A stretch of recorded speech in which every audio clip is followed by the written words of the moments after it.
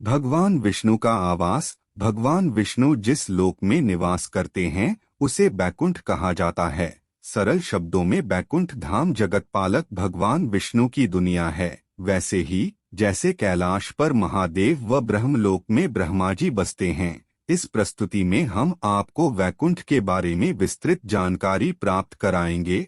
आप सभी के मन में ये ख्याल भी अवश्य ही आता होगा कि मोक्ष प्रदान करने वाला वैकुंठ लोक कैसा होगा। क्या वहां इस शरीर के साथ पहुंचा जा सकता है या केवल आत्मा ही वहां जा सकती है? मन में ये भी सवाल उठते हैं कि वैकुंठ का क्या मतलब होता है और मोक्ष क्या है, और क्या मोक्ष के भी अलग अलग प्रकार होते हैं। इन सभी सवालों के जवाब हमें हरिवंश पुराण, भागवत पुराण, विष्णु पुराण और ब्रह्मा वैभव पुराण से प्राप्त होते हैं। आज हम इन्हीं पुराणों के आधार पर वैकुंठ की जानकारी प्राप्त करेंगे। नमस्कार मित्रों, आप देख रहे हैं दैविक माया चैनल। वीडियो में आगे बढ़ने से पहले एक बार अवश्य लिखें जय श्री हरि विष्णु। शास्त्रों के अनुसार बहुत ही पुण्य से मनुष्य को वैकुंठ लोक में स्थान मिलता है। जो यहाँ पहुँच जाता है वो पुनः गर्भ में नहीं आता, क्योंकि उसे मोक्ष की प्राप्ति हो जाती है। अध्यात्म की नजर से बैकुंठ धाम मन की अवस्था है। बैकुंठ कोई स्थान न होकर आध्यात्मिक अनुभूति का धरातल है। जिसे बैकुंठ धाम जाना हो उसके लिए ज्ञान ही उम्मीद की किरण है। इससे वह ईश्वर के स्वरूप से एकाकार हो जाता है। लेकिन जिसके भीतर परम ज्ञान है, भगवान के प्रति अनन्य भक्ति है, वे ही बैकुंठ पहुंच सकते हैं। मित्रों, इस भौतिक जगत से परे दूसरा आध्यात्मिक जगत है बैकुंठ धाम, समय से परे, जिसे योग्यता प्रदान शुद्ध मुनि देख सकते हैं। वही विष्णु का परमधाम वैकुंठ है। और वैकुंठ धाम पदार्थ, आत्मा, अभिव्यक्ति और समय से परे कैसे हो सकता है, इसी बात को समझने के लिए हमें सृजनहार के द्वारा बनाए गए डायमेंशन यानी कि आयामों के बारे में जानना होगा। आपने 2D और 3D कार्टून फिल्मों को तो देखा ही होगा। हमारा भौतिक जगत भी इस 3D यानी त्रिआयामी थर्ड डायमेंशन से व्याप्त है। और चौथा आयाम है समय। और समय को मिलाकर हम 4 डायमेंशन से बंधे हुए हैं।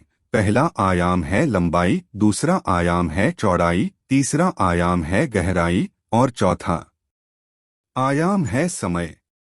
समय को भी हम आगे बढ़ता हुआ महसूस कर सकते हैं, लेकिन उसमें आगे भविष्य में और पीछे भूतकाल में नहीं जा सकते। और यही हमारी इस जगत में मर्यादा है। हमारे वेदों में ऐसे 64 आयाम बताए गए हैं। इन 64 आयाम में से 10 आयाम को मुख्य माना गया है। हिंदू शास्त्रों के अनुसार भूलोक, भूवर लोक और स्वर्ग लोक हमारी 4 आयामी सृष्टि में ही बसे हुए हैं। 5वें आयाम को ब्रह्मा आयाम कहा गया है। इसी आयाम में ब्रह्मा जी निवास करते हैं। यहाँ का समय अलग है।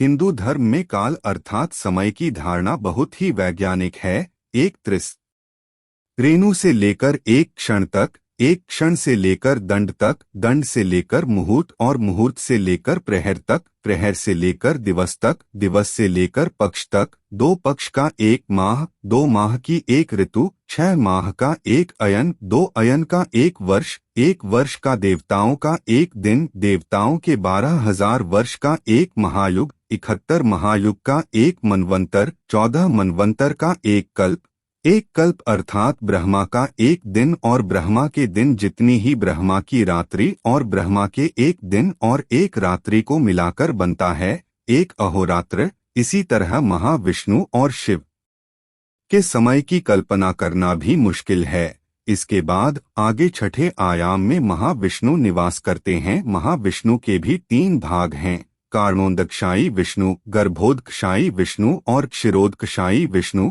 इनमें से कारणोदकशायी विष्णु तत्व आदि का निर्माण करते हैं, जिससे इन 5 आयामों का निर्माण होता है। इसे ही महत कहा जाता है। और जिनके उदर में समस्त ब्रह्मांड हैं, दूसरे गर्भोदकशायी विष्णु से ही ब्रह्मा का जन्म होता है, जो प्रत्येक ब्रह्मांड में प्रवेश करके उसमें जीवन प्रदान करते हैं तथा जिनके नाभि कमल से ब्रह्मा उत्पन्न हुए। उसके बाद तीसरे हैं क्षीरोदकशायी विष्णु, जो हमारी सृष्टि के हर तत्व और परमाणु में व्याप्त हैं, जो परमात्मा रूप में प्रत्येक जीव का हृदय तथा सृष्टि के प्रत्येक अणु में उपस्थित होकर सृष्टि का पालन करते हैं।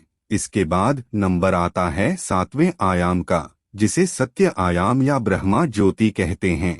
जैसे सूर्य की ज्योति होती है, इसी आयाम में समाया है वह तत्वज्ञान जिसकी मदद से मनुष्य देवताओं की श्रेणी में चला जाता है। इसके बाद है 8वां आयाम, जिसे कैलाश कहा जाता है। इस आयाम में भगवान शिव का भौतिक रूप शंकर के रूप में विराजमान है।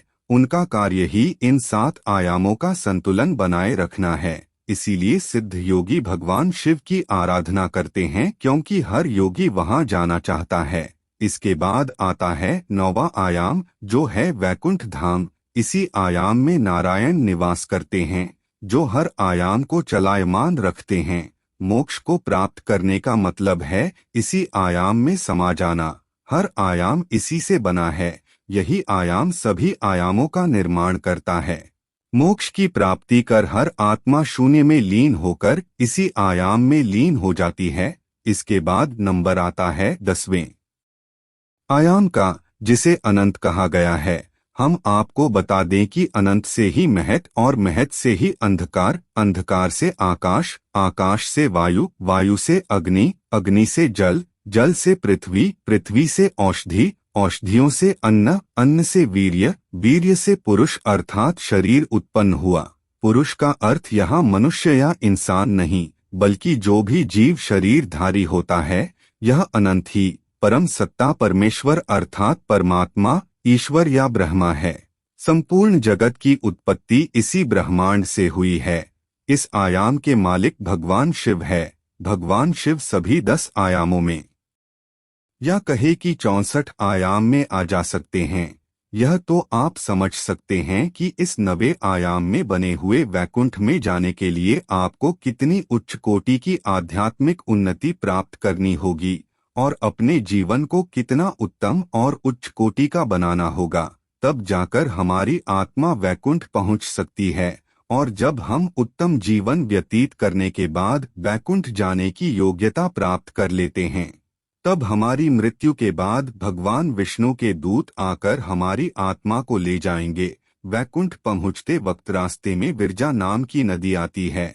लेकिन यह विरजा नदी असल में है क्या, तो हम आपको बता दें कि यह विरजा नदी 9वें आयाम का बाहरी आवरण है और इस आवरण को भेद कर ही आप 9वें आयाम में दाखिल हो सकते हैं। वैकुंठ के बाहर बहने वाली नदियां कहे कि आवरण भौतिक और आध्यात्मिक दुनिया को विभाजित करती हैं। इसमें डुबकी लगाने के बाद आत्मा भूख, दर्द, क्रोध और अन्य भौतिकवादी इच्छाओं से मुक्त हो जाती है और फिर आत्मा आगे बढ़ती है और भगवान विष्णु के वैकुंठ में पहुंच जाती है। तो मित्रों, आपको हमारी यह जानकारी पसंद आ रही है तो हमें कमेंट बॉक्स में जाकर लिखें और ऐसी ही मूल्यवान जानकारी के लिए आप हमारे चैनल को सब्सक्राइब करके वीडियो को एक लाइक और एक शेयर अवश्य करें। मिलते हैं आपसे अगली वीडियो में। धन्यवाद।